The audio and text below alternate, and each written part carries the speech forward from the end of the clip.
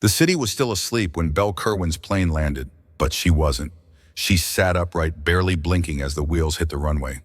Her hands were clenched around her carry-on, not from fear, but from adrenaline.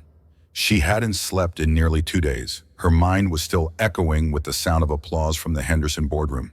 And the words from the CEO, "You, Belle, are the reason this deal happened." 3 days earlier, she had arrived in Phoenix to represent her firm. Not as a partner, not as a department head, just Belle, the quiet woman who always handled things behind the scenes. But she had done the impossible. She had salvaged a slipping deal, reassured a nervous board, and pitched a custom logistics plan that left everyone in the room stunned. She didn't just win a contract. She built a relationship. She earned their trust. And in that final handshake before the flight, she knew this wasn't just a win. It was a turning point. In the backseat of the taxi, as dawn bled into the skyline, Belle finally let herself smile. She imagined walking through the office doors, colleagues clapping her name on a banner, maybe even a short LinkedIn post from HR. Celebrating our rising star, Belle Kerwin. She didn't need fame. She didn't crave spotlight. But after 3 years of being invisible, a little recognition would have been nice. She replayed the moment in her head, stepping into the building, Avira's stiletto heels clicking across the marble floor, a rare smile on her lips extending a hand. "Welcome home, Belle, you did it." But that scene never came. Instead, the cab pulled up. Belle adjusted her blazer, patted down her flyaway curls, and took one last deep breath. She stepped out, heels tapping confidently on the pavement, and rolled her suitcase toward the familiar glass doors. The building shimmered in the morning light, reflecting her ambition back at her. She had no idea she was walking straight into a trap. The elevator doors slid open and Belle stepped into the lobby, expecting warmth, maybe even applause. But instead she froze. Right there in the center of the gleaming marble floor were 3 large black trash bags, each one stuffed to the brim. Her name was written in Sharpie on a Post-it note slapped onto the side like a cruel joke. Her framed certificates peeked out, corners bent. Her favorite succulent plant, the one she'd raised from a tiny clipping, drooped over the edge of one bag, dirt spilling onto her old client folders. Her wireless mouse dangled from the side, swinging like it was trying to escape. She blinked once, twice, and then Avira's voice cut through the silence like a blade. "You're 25 minutes late, Belle." Avira stood there with her arms crossed, manicured nails tapping her silver watch. Her tone was smooth, her smile razor thin. "We're downsizing. You've been terminated. Please take your belongings and exit the building." Belle didn't move, couldn't move. Behind Avira, a handful of coworkers stood watching, some pretending to scroll through their phones, others frozen in place.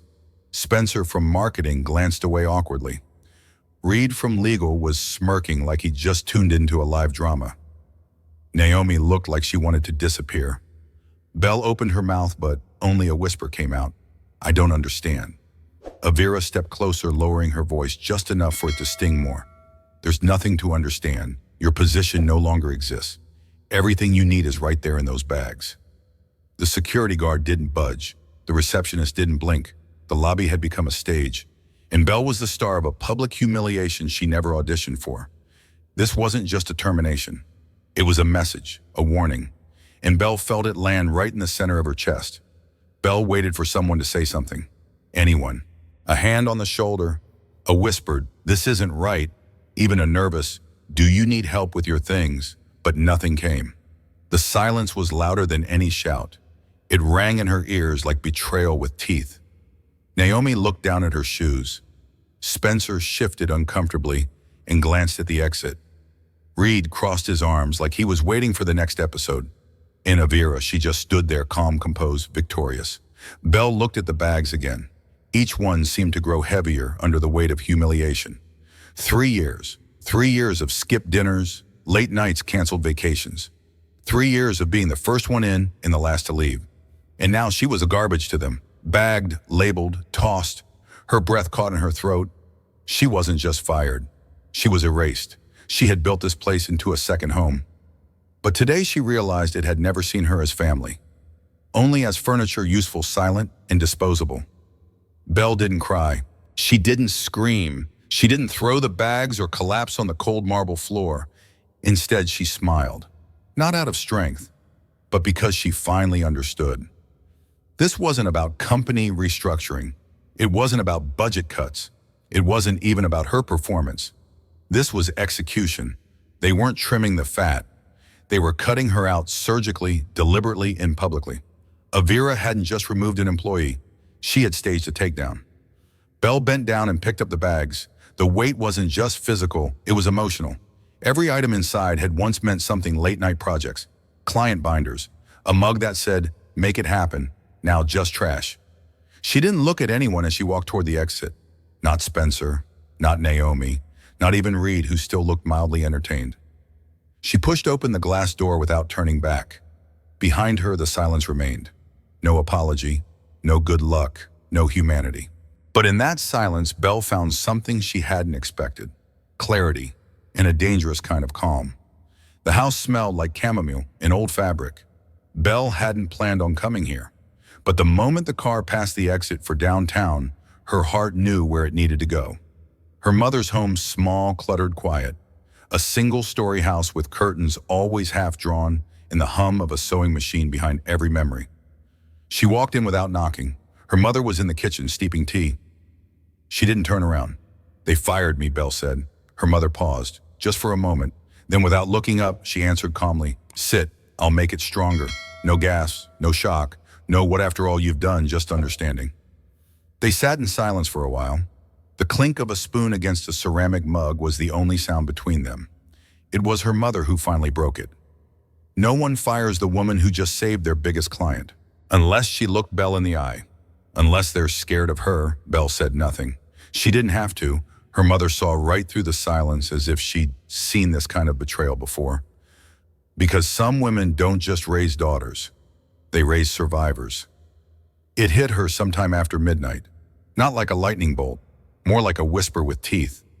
Belle was lying on the old couch in her mother's living room, staring at the ceiling fan spin shadows across the wall, when the memory returned. Not a feeling, not a theory. A moment, a sound, a sentence she hadn't wanted to believe. 2 weeks ago, she had stayed late to prep for the Henderson pitch, crafting flowcharts, adjusting slides, rechecking numbers. The office was nearly empty, lights dimmed, elevator quiet. Everyone had gone home, except her, and Avira, and Tristan. She hadn't meant to eavesdrop. She was passing by Avira's office when she heard her name and froze. "She's becoming a problem." Belle, Tristan asked. "The clients want her now. Henderson specifically requested her for Phoenix. So what are you going to do?" A pause. A soft chuckle. "I've already done it. Minka starts next month. Her father's old friends with my family. She'll inherit Belle's accounts." Belle had stood there hidden, clutching her notebook so tightly her knuckles turned white. Back then, she told herself she had misunderstood. That Avira was bluffing, that her work ethic would protect her. But now the bags, the smirk, the silence, it all made sense. She wasn't blindsided, she was targeted, and the shot had been fired long before she ever stepped off that plane. Belle's phone rang late the next morning. Unknown number, city area code. She almost didn't answer, but something instinct maybe told her to pick up. "Is this Belle Kerwin?" A calm, commanding voice on the line. "Familiar, yes. Who's this?" "This is Calvin Henderson. We met last week in Phoenix." Belle sat up straight. "Mr. Henderson, yes, of course." There was a pause. "And then I've been trying to reach you through your office. They said you're no longer with the company." Belle's mouth went dry. "That's correct."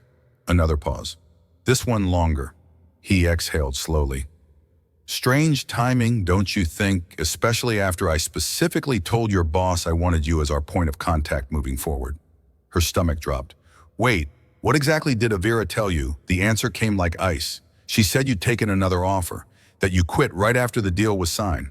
Silence. Then a slow, simmering flame lit in Belle's chest. She hadn't just been discarded. She'd been erased, rewritten, turned into the villain of her own story. That lie wasn't just personal, it was strategic. And now it was unraveling. Belle stared at the email. 2 weeks severance, a standard non-compete clause. A cold closing line, "Please sign and return at your earliest convenience." She moved her mouse toward the signature box and stopped. No, not this time. She didn't sign. Not because she wanted revenge, but because she wanted freedom. If they could erase her with one email, she could rebuild herself with one document. Belle opened a blank page on her laptop. At the top, she typed, "Client contact list, memory recovered." She didn't need access to company files, because every name, every email, every concern, pain point, preference, and detail lived inside her head.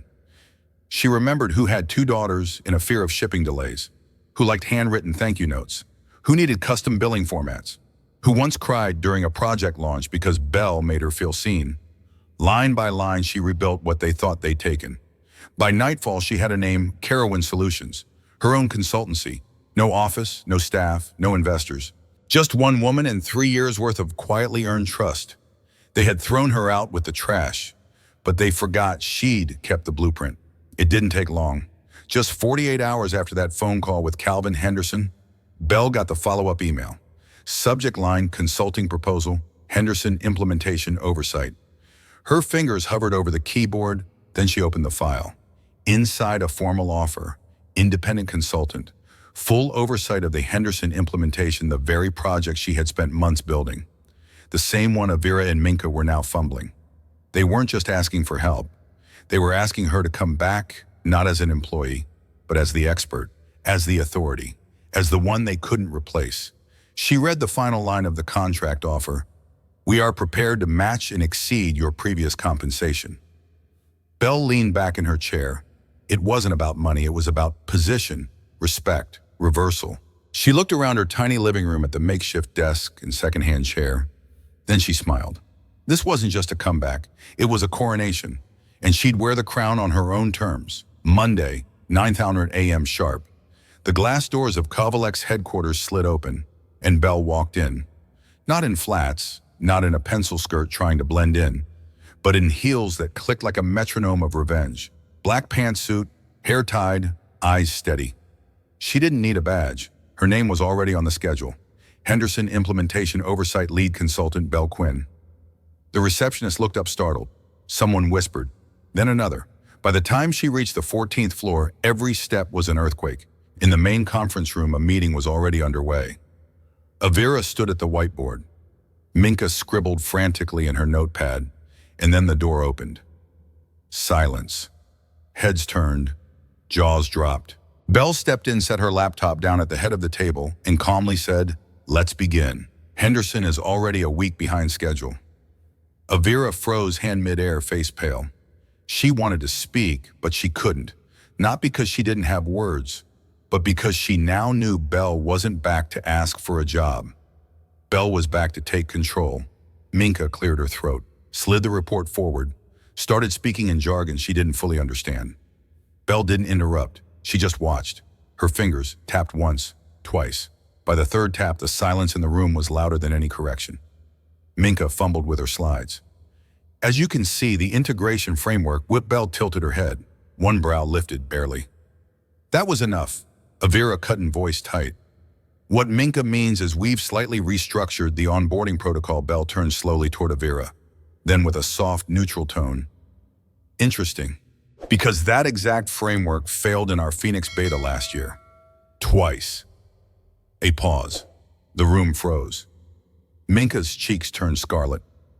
Avira swallowed hard. Belle didn't raise her voice.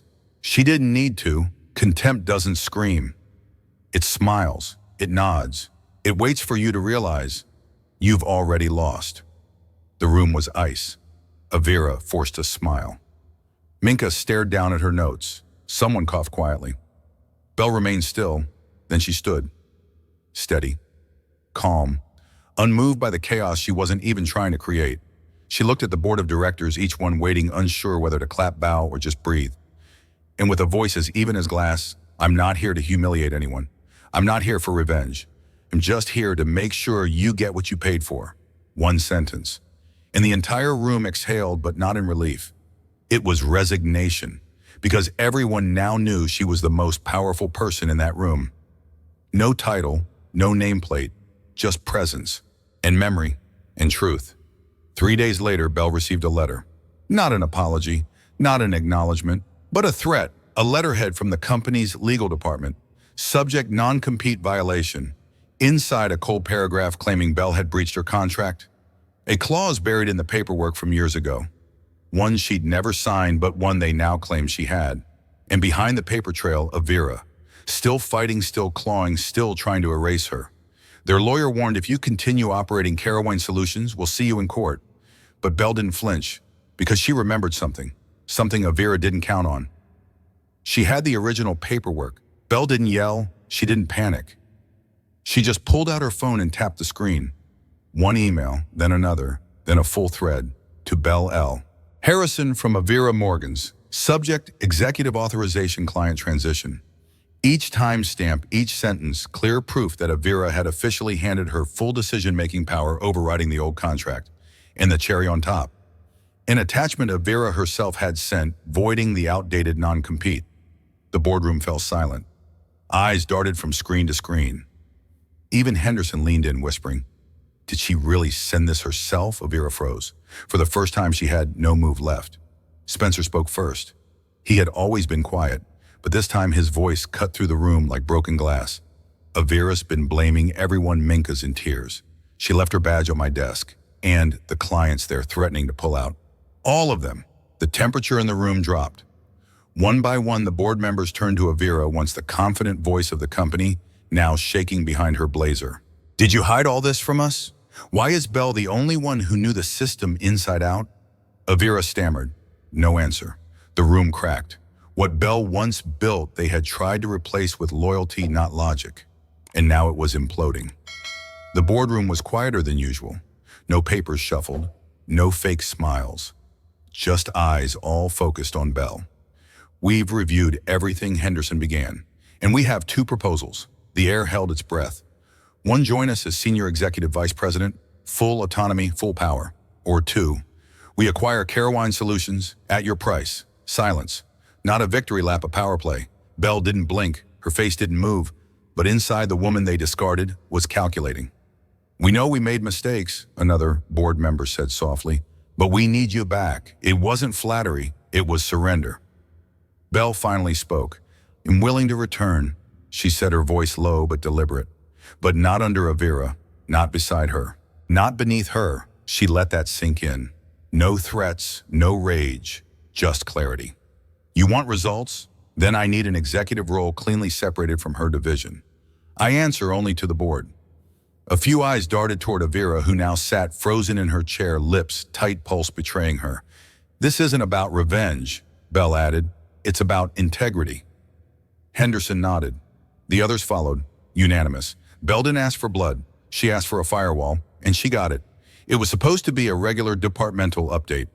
Avira stood at the front, rehearsed smile slides clicking forward, talking about new strategies, optimization metrics, and synergy.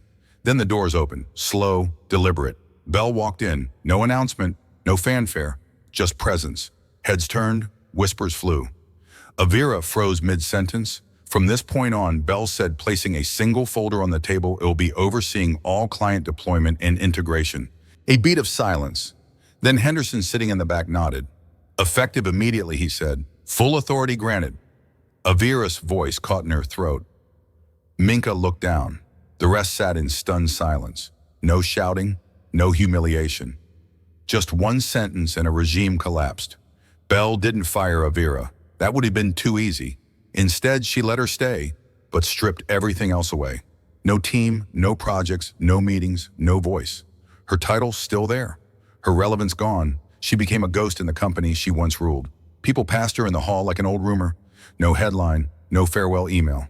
Just quiet exile in plain sight. Belle didn't seek revenge. She didn't need to. She simply stayed, and that alone was enough to haunt those who buried her too soon. A year later, she sat in her glass-walled office as chief client officer, overseeing every major account, when she received a LinkedIn message from Spencer, the same one who had looked away during her fall. "Congrats on the promotion, Belle. I always knew you had it in you." She smiled. Not because it felt good, but because it proved she had become unavoidable. The small succulent, the one they had tossed in a trash bag along with her nameplate, now sat quietly on the sunlit window of Belle's new office. Thriving, its once wilted leaves had thickened its color a proud, unbothered green. No spotlight, no applause, just quiet endurance. Tucked beneath the pot was a small folded card, in her mother's handwriting, from one survivor to another. Belle didn't cry. She just stood there looking out over the skyline. Sometimes you don't have to say "I won." You just have to keep growing where they once tried to bury you. Don't ever let someone else define your worth, especially when they try to erase you quietly. Belle didn't scream. She didn't beg. She walked away with grace and came back with power.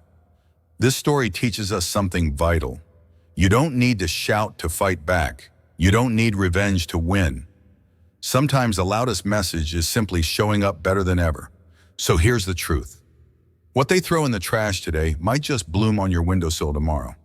Your silence doesn't mean weakness. Your comeback doesn't need an announcement. Your existence is the statement. If you've ever been underestimated, overlooked, or pushed out of a place you gave your all to, let this be your reminder your story isn't over. Hit subscribe for more powerful, true stories like this.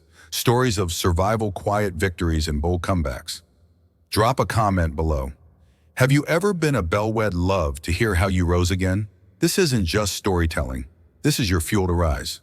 Don't just watch. Join the movement.